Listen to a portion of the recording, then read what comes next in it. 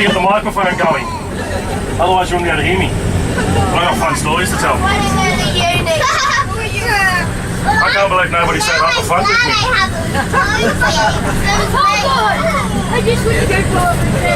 Okay, ladies and gentlemen, we're going to go out and do some tours, look at some animals. Tonight is all about spotlighting. I've got a couple of torches and we're going to just look at the animals in the dark with the torches tonight, and then tomorrow morning you'll get to hand feed some. Different ones to what we see tonight. Okay. I can't tell you what it is, you have to wait and see each time. Ironically enough, the night tours are great because you get to do all the spotlighting, but you're about to drive past probably about 20 animals and you won't be able to see a single one of them. But we've got elephants, we can see. What about the elephant? Turns out you could because he was standing on the hill and silhouetting. Oh, that's what I did. I wanted to see that. Yeah, short. You see the elephant, Sammy? What about? See the elephant, Macy? Look again as we come around, because actually it's not as dark tonight, is it? Nah, too far away. What about on the left? Can you see anything at all? Wait till you drive back past in the morning. Well, there's camels. You wait till we drive past in the morning, those yards are full of animals. You'll see. But we get to go spotlighting tonight. The first one we're going to go and see is an animal by the name of Cuddles. Lion. A lion? No, it's not a lion. Cheetah. No. Bear. Not Tiger. No. No. Koala. Monkey. That's all. They're all African. A monkey. An elephant. An elephant. It is indeed. What? Oh yeah, they do Will you give us cuddles? If you jump in there, you might get Cuddles. I don't know if you once you get Cuddles from a 4-ton elephant. But no, they grab you by the trunk. Yeah, they grab you by the trunk. they've got about 50,000 muscles in their trunk. They could rip you apart with just their trunk without even trying. What a way to go. Okay, change the... We're going to have 2 different elephant experiences. One tonight, one tomorrow morning. So this is the first elephant experience we got. Where is she? She will be just up here a little bit. If she's not here, then we'll shake the food bucket and that'll make her come. Is it on the right or left? On the right. On the right, so that's this side. Yes, on the left. Looking at this side. That's right. This side, Sammy. Out my Ready? This is my animal, Sam. You've had your animal already. There it is. You'll see it. My word, she's waiting for us. Right there.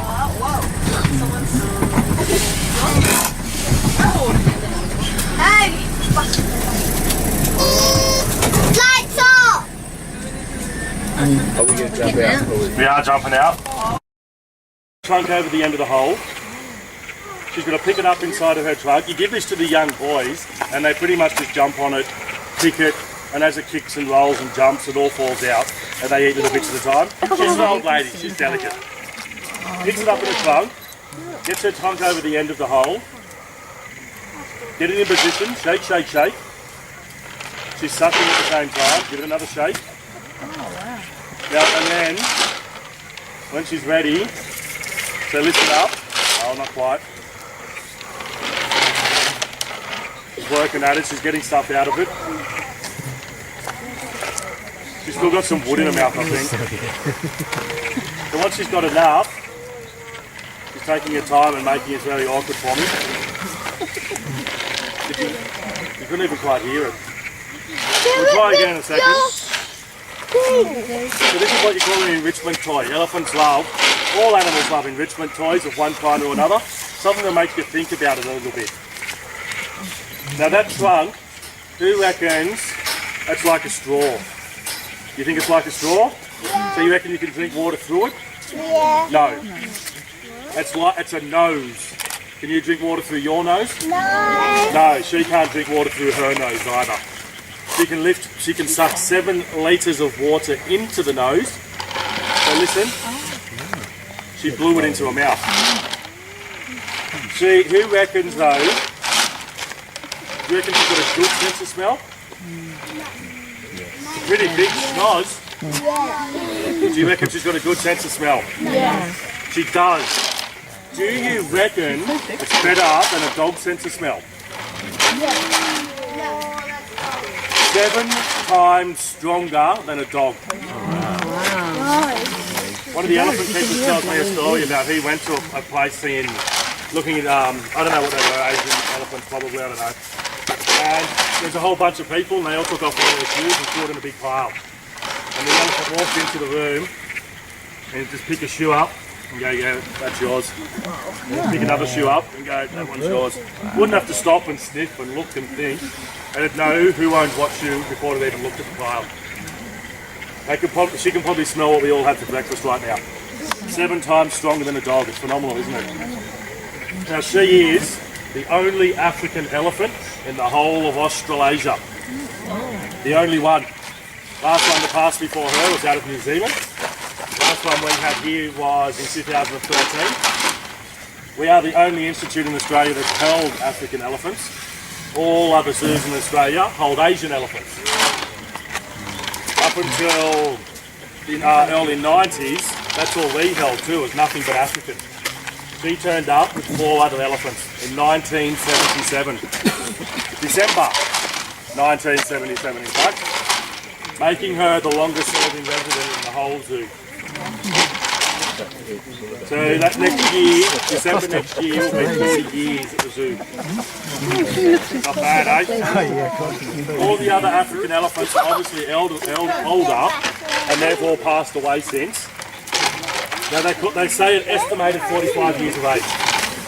I've also been told that for the whole year and a half that I've been working at the Zoofari. And I also heard that before I even started working Zoofari. So she's been 45 for a very long time. No, she's crossed. We also have 2 other very old elephants here. Gigi's are in her late 50s, Burma's in her early 60s. So besides, after humans, elephants are the longest living mammal there is. After mammal too, and after humans, remember, plus tortoises live a lot longer. Now, yeah, the Galapagos tortoise is about 150, maybe up to 200. So, the reason we don't have any African elephants is because Australia is involved very heavily in an Asian elephant breeding program. The 2 old girls up the back, they don't breed. Cuddles here cannot breed. If you haven't had a baby by the time you're 25 as an elephant, your reproductive system will shut down, and hers shut down a long time ago. So there is no African elephant breeding program in Australia. There's no elephants that can breed. There's about 20,000 Asian elephants left in the world. That's a very, very low number for Asian elephant. African elephant is down to about 350,000 from the millions there should be. African elephants are being poached at a rate of 100 per day. African elephants, one dies every 15 minutes, non-stop, for an hour, 24 hours a day. Oh, 8:15, another elephant. Terrible. So the other countries in the world are breeding African elephants. America has over 600 elephants. She has something stuck in her trunk, I believe. So America has about 350 African and about 250 Asian elephants. So here in Australia we cannot breed both. There are only a limited amount of zoos in Australia. We can't hold 600 elephants in Australia. We can't hold 200 elephants. We can't even hold 100. We can hold a good amount, but there's only a few. There's not many zoos around Australia. You can think of them all because there's not that many, especially. Any more? Any more, mate? I think she's done. Yesterday, there was tour groups everywhere. There was an extra VIP tour at the Zoofari Lodge.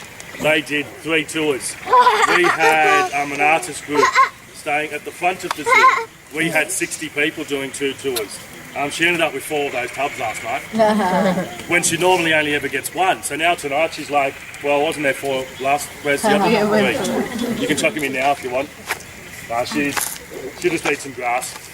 She's got food hidden all through that exhibit. It's a rather large exhibit, plus the night yard, she has full access. In the winter, we open up those night yard. We open up the barns. And it happens now. Because in the winter we do afternoon tours. Instead of me coming out and doing a tour, I come out, meet a keeper. We lock the elephants away in the barns. Turn on the heaters. That's if the temperature drops below 10 at all during the night. Obviously it's not dropping below 10 anymore.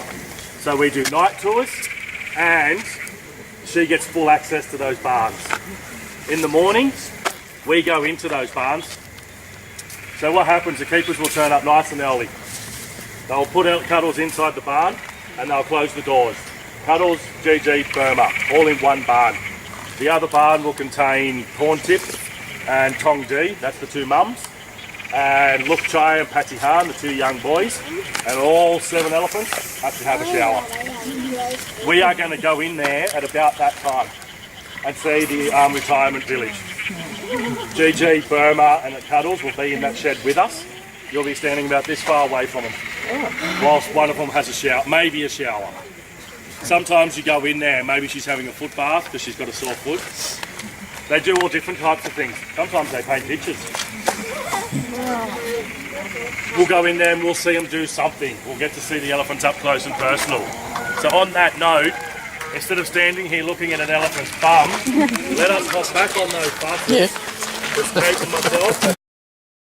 I hand raised her myself. Me and some of the other keepers did it, and we accidentally bent her horn. Every time we'd grab her horn to put the bottle of milk into her mouth, we're accidentally pulling it to the left, and it pulled her horn to the left. I was unlucky. We've hand raised what I had, and that was my very first hand raise with about 3 or 4 other keepers. The senior keeper who told us how to do it, she'd done hundreds, and that's how she did it every time and never bent a horn in her life. This one did. That one too, she became imprinted. You can raise 500 animals, and then all of a sudden one becomes imprinted. She'd rather be over here with us than hanging out with her eland friends. So she thinks she's people. When she was little, we didn't have those big fences there. It was just a little fence. We had to put those fences in because of her. She used to climb out, go into the bushes over here, and every single time she'd managed to find herself a little family and sit down and share sandwiches with the kids. Every time she found a family, she knew to look for kids. Because the kids would go, oh, I have some of my peanut butter sandwiches. And we'd get the strangest phone calls. We think one of your animals is eating sandwiches with my kid. Is that normal? No, it's not. Let's everybody follow me and see if we can't find it. Come on, boys.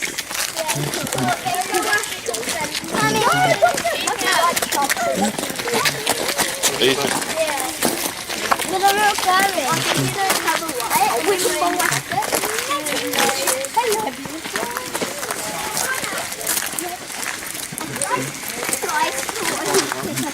Yes. Hey. Yes. You've got good eyes. A nice hair too, you guys. Good eyes.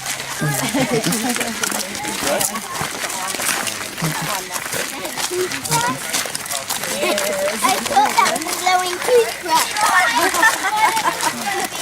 And the sticky bit was blowing. Oh, I love it when you say that. The side of it's good, when the kids not too loud. That's true. Now it scares animals away. Now kids don't see as much animals in the zoo. But I'm pretty sure that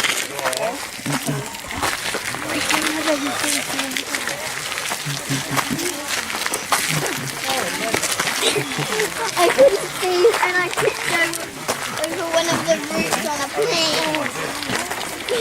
So, adult, you want to be a torch now. This is an expensive torch. You don't look like an adult today, I'm afraid. Sorry, mate. So, we only just started doing night tours recently. And for the first 2 weeks, it's been about 3 weeks now, first 2 weeks, we didn't even see everybody. And now, last 2 times I've been here, this girl has been up on the beach. And for the first time since I started doing this about 3 weeks ago, the boy has followed. So to make sure he also gets a treat. Because if he doesn't, he won't come back. This is a treat, a little bit of lettuce. You may not think it's much of a treat, it's only half a head of lettuce each. There's another 2 halves if the other group comes over. That was it. The rest of it's for the other group. So we just said, well, some kids said to me, hippos are the most deadliest animal in the world, right? Yeah. The most? No. Do you know what the most deadliest animal in the entire world is?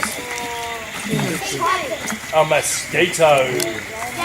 Around 65,000 people a year in Africa alone.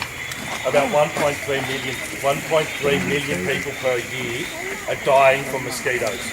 Because mosquitoes carry disease. They spread malaria. Now, they do say it's the most deadliest animal in Africa. Now, I've done lots of research, and I did hear one somewhere that this is number 13 in the top deadly in the world. I saw it in a Facebook meme. That means it's true, right? Not even. I'm barely going to give it a maybe. Some parts of the world, mosquitoes. Oh God, no! Absolutely that, not. Jen? It's in dangerous places like rainforests of Africa and in parts of Asia, but definitely not in Australia. And even so, when you go to places like Africa, you can get anti-malaria before you go. You get all your shots, and that's why you get shots when you travel to foreign countries. You can get vaccinated against malaria. You think the people of Africa can get vaccinated against malaria? People of Africa can barely get themselves a dinner tonight, let alone a vaccination against malaria. So how many people are hippos killing a year? I don't know. I can give you an answer that says anywhere between 1,500 and 20,000. The reason being, in Australia, there's a car accident, somebody passes. It's recorded, death certificate, birth certificate's recorded, everything's done, it goes in, there are real statistics on how people go. In Africa, do you think there's a death certificate? No. Do you think that person even has a birth certificate? They're just some villager. Sorry, they're not just some villager, they're an African person who doesn't have records. They don't have proper records in Africa. I don't know how many people are dying from hippos. Lots. Why? They don't even eat meat. They eat nothing but grass. Why are they killing people there, Chief? They're very, very territorial. They live in large groups of about 50. Ever seen one poo? What does it do, buddy? What does it do? Oh, if you'd seen a poo, you'd know what it did. They flick their tail back and forth about the speed of a fan, and the poo goes right through the middle of it. It hits the proverbial stuff hits the van. It sprays far and wide. Sometimes they do it while we're standing here. They often do it as they get in and out of the water. Because what it does is, when you get out of the water, you mark your spot. It's like putting a street number on your house. Imagine you lived in housing, not the housing commission, but housing estate, and every single house looked exactly the same, and none of them had street names or street numbers. And you went to work on your very first day, and you come back, which house is yours? You don't just randomly wander into people's houses. What happens if you wander into a bikie's house and they're in the middle of a business? That's what could happen if a hippo wandered into the wrong part of the river, and it's not his group. If you do that as a hippo, you are challenging. If you want to go and fight the bull and say, where is he? Let's fight, I'm going to steal this group. You just stroll into the middle and the big bull will come over and you're like, let's go. But if you do a big poo first, you can come along the bank, sniff, sniff, sniff, sniff. Oh, that's my one. This is my group. So, they can stay underwater around 15-20 minutes, even maybe up to 30. What family tree does the hippo belong on? What are they closely related to there, Chief? What do you reckon? Yeah, you boss, what do you reckon? You got some good answers already? There you go, see it? I told ya, I wasn't fibbing, was I? Alrighty, so back to what family tree. Young fella says elephant. Incorrect. Any other guesses? Just give me a guess. Rhino. That's right, but... Rhino. Not rhino, keep guessing. I'll give you 2 more guesses, and this fellow over here is going to give you the answer because he knows it. He's already said it. Just nobody heard him. He said it real quietly. No. You've got 2 more guesses. Come on, just guess. Okay, I'll give you a clue. No, you already said elephants. That doesn't count. So you've got 2 guesses, and I'll give you a clue. Something really big that doesn't live on the land. That is really, really big. No, it's not turtle because it's a mammal. A mammal that doesn't live on the land. That is really whales. They're related to whales. That is a whale with legs. They can stay underwater for 30 minutes like a whale can. What else belongs on the same family tree as the whale and the hippo? What else?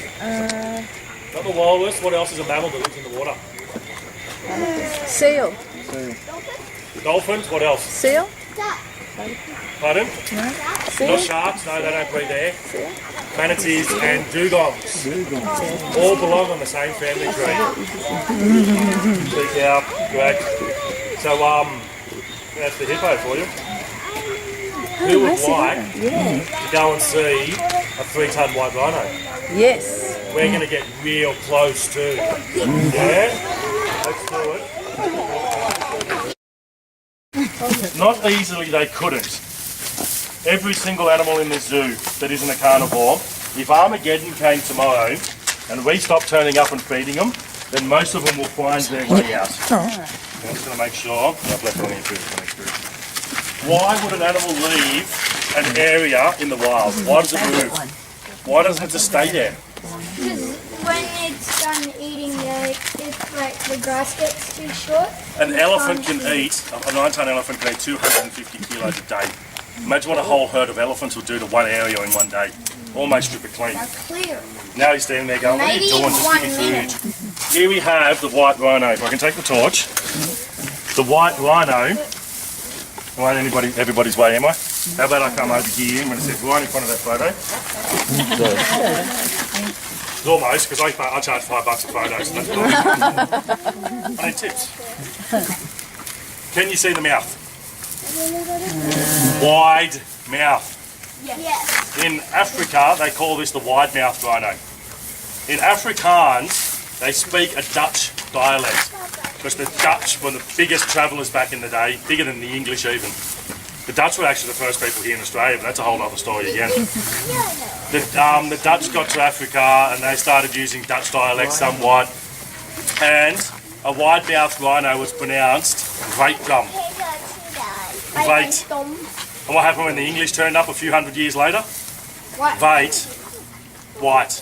Are they saying white? Yeah, let's call it the white rhino. And if the other one's the opposite, what do you reckon we should call it? White rhino. Black, that'll do. And that's why we call them the black and the white rhino today. Because the English just went, I don't know, that's hard. I could hear more rhinos. What about that one? What about, oh, here's a surprise. I've never seen this surprise. Oh no, it's not the little one. What is that, the little one? It's been so long since I've been. That one's a baby. Yeah, that's the young one. There it is. Look. Come in here. Yeah, last December 16, that one was born. There it is. First time I've seen it at night. It's really good. It's 3 weeks now. That one. Hey, can you help me? Laquizi's mum, Lapani's mum. Laquizi's the auntie. The middle one there is a Moi, the one in the middle. The little girl, the name escapes me at this very second. I'll see you later. So that middle-sized boy came from Australia too. They don't have to use words like kabulu, umfana. There's umfana. Can you see him asleep? Right there. You see where I'm pointing? That boy there, his name, Winston. That was Australian too. There he is, that's Winston. Look at that little one. I can't believe they hang out here. So in the morning you're going to get to see the black rhino. One single solitary animal that hates other black rhinos and other rhinos altogether. Black rhinos hate each other. They are solitary animals you will never see in a group. White rhinos are group animals. They live in large groups, called a crash. Except, just to make things nice and confusing for you, the white rhino male is a solitary animal. He's social but solitary. He has his family, but he doesn't want to hang out with them all the time. So we keep him separated at night time. He's in that yard. The dad's in this yard. Sorry, this is Kahulu. He's actually not the dad. I'm Farner's dad. Kahulu's like an uncle. He might be getting used for the breeding program later in life. So, I mean, this area doesn't look large, does it? It's just this little bit here. Think of it like your bedroom. Into your home. Big backyard, kitchen, lounge room, dining room. You might even have an upstairs, rumpus room, garage, and then a little tiny bedroom in the back corner. Your bedroom's only big enough to put a bed in and a chest of drawers and a bedside table, and that's all you really want and need. That's all he wants and needs too. He's got a toilet, that's the hole in the ground. It may sound funny, but he made that toilet by going in the exact same spot, day in, day out. Rhinos are toilet animals. A toileter, they have toilet middens. A toilet midden is a large pile of poo that rhinos repeatedly visit. And he has his bed. That's his bed. That's full of hay and soft dirt at the moment is what it's full of. Like as you can see, they just sleep on the ground. They don't need a silly posturepedic. He likes his hay, doesn't he? Yeah. Do you know why rhinos are disappearing from the wild? They get Yeah? people are hunting them for their horns. People are hunting them for their horns. Just like 100% correct. It's called poaching, which is similar to boiling eggs in water, isn't it? No, they're doing No, the same it's thing not. to No, it's just being silly again, isn't he? What do you got there, boss? what do I want rhinos horns? Why do they want rhinos' horns? That's a very, very good question. They sell them for good money. People in certain countries believe that if you grind them into a powder, you can use it as medicine. Do you know? Does anybody know? What's a rhino horn made from? Keratin. What's keratin? What have you got on your body made of keratin? Your fingernails. Is that what you were going to say there, Chief? I knew you were. It's made out of the exact same stuff as fingernails and toenails. If I grind that to a powder and eat it, do you reckon it's going to make me feel better if I'm sick? No. Do you reckon it's going to make me cured of cancer? No. Do you think it'll make my hangover better the next day? No. Do you think that's what it's Do used you for? think it'll make you vomit? It won't make you do anything. It's the same as chewing on your toenails. And sometimes adults do use it for adult reasons as well. Men think they can do things with it. That doesn't do anything. That's why I've been chewing on my fingernails. That is why you've been chewing on your fingernails. Has it worked? Not going to make any difference, is it? Either is chewing on a rhino's horn. It is going to make no difference. $80,000 a kilo for rhino horn on the black market. That makes it more expensive than any drugs on the black market. For something made out of the same stuff as your fingernail. We are killing, mankind is killing, around 1,800 rhinos a year. 1,800, about 4 a day. 1,800 rhinos a year are dying so people can eat rhino horn medicine. Medicine that is made out of, you might as well just chew on your fingernails. You may as well just chop off your fingernails. You may as well. Maybe what we need to do as Aussies is to start collecting our fingernails and see if we can sell them. Who wants to buy some? No, mould them into a Who wants to buy shape. some? You want to buy some, do you? Mould them into a horn shape. Anyone who says yes, I want to buy your nails and eat them, is about as sensible as any person in Asian countries who think that buying some rhino horn at $80,000 a kilo and eating it is going to make you feel better. I had a little girl once, God, she must have been about the size of this little kid here, and she puts her hand up about now, and she says, I know what the problem is, I know how to fix it. I thought, this is awesome, we're going to get this problem solved right here and right now. She said, what it is, they must just think they're fat unicorns and their horns are magic. We just need to go and tell them their horns they're not fat unicorns and they're not magic, and everybody will stop doing it. I wanted to take her with me to Vietnam so she could tell everybody. In 2007, 12 rhinos were poached.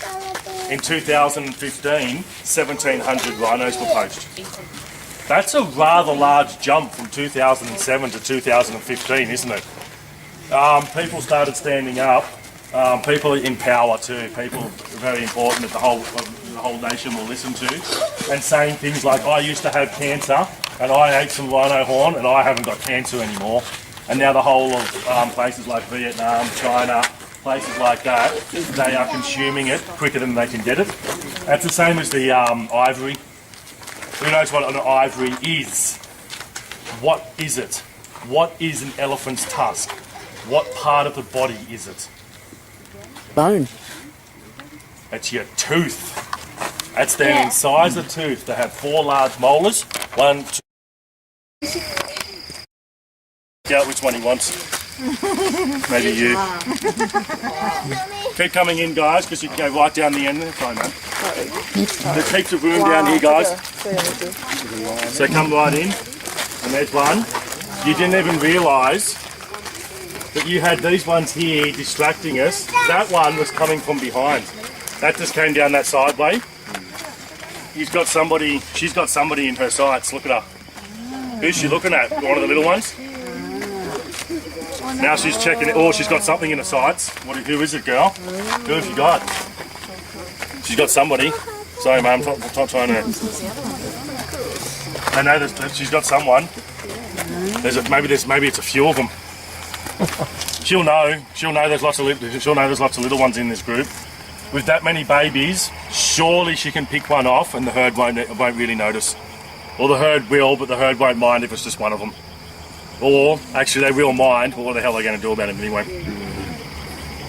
Oh, we got some wrestling over here. That's brother and sister there, so it was real wrestling, not anything else. Now these are the boys. I mean, these are the cubs. I'm doing inverted commas. You can't see me. Cubs.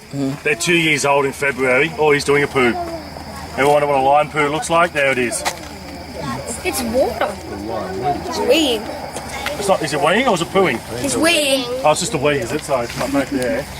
I don't know, but a bit of both. A bit of both. I thought it was all poo. I mean, I thought. When I'm a zookeeper, I like looking at these. Maybe just wee. Oh, that's just a very large wee, wasn't it? Are you just trying to lighten the load because you know a hunt's about to come up? They're very worked up right now. There are kids galore. Kids excite them. Like I said, look, they cannot get out of here, but it works them up into a little bit of a frenzy. It's springtime, and all the animals around the zoo are having babies on left, right, and centre, and an offering has just turned up. So that was the boy, Barco, and the two sisters, Makiba. The other one's Zooey. Where'd the other one go? Did the other one sneak around behind us? Now I can't get into this yard. If it did, then somebody could be standing here and get bitten. So this yard's empty, 100% empty. But that yard's not. She tried to come up from behind because we were all distracted by animals in front of us. They knew it. She knew it. All of a sudden I was looking at her, so she gave up. Now she's like, wait, what? Yeah, I know it's pretty freaky, but that's exactly what goes on. Steve, you're going to do your impersonation. Oh, yeah. So Lazarus does... Let's start first. You tell me what you think a lion sounds like. Who wants to give me what their interpretation? Somebody want to do it for me? Ra? Now, first, what I'm going to do, so everybody listen out, first I'm going to do a tiger. Sounds similar to everything you've heard on TV that lions do, isn't it? Yeah, it's all a big fat lie. Every time they've had a lion making sounds on TV or the Lion King cartoons, that's actually been the recording of a tiger. Lions go...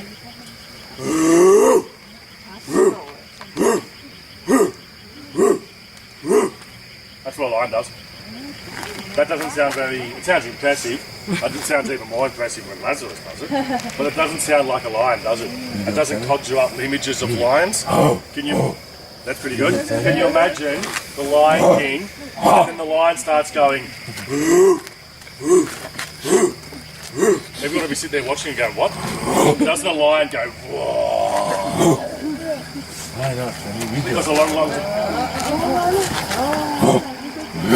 practice tilling. Wow. And often too, you notice that there's part of the herd is off by itself. What do you think that little girl was doing in the first place? That little girl was paying you a lot of attention. This one's at the back of the group, which means if they come over here and grab this one, then we'll probably just bolt. She's probably sick, and that's why we're all avoiding her. When it comes to animals like... Oh, everybody knows. When it comes to herd animals, the Barber sheep. Did you see them today? Oh, it's a sheep that looks like a goat. Big horns on them, big long hair. Big long dewlaps, the big long hairy things. I used to work with them. I came in one day and one of them, they'd bashed all the other sheep, had bashed its head into the ground. They'd stamped its head into the ground.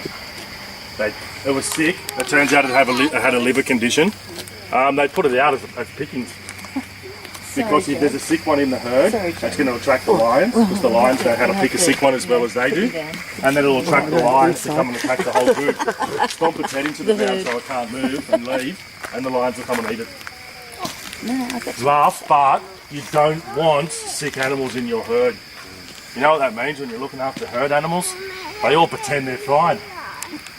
So you get a sick animal, one with a sore foot, one with really, really sick. As soon as you turn up, they're like, sore foot?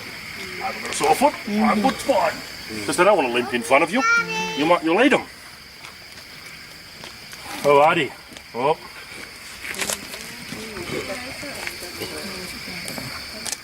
But that's it for tours. All right. They're going to want to have a sleep.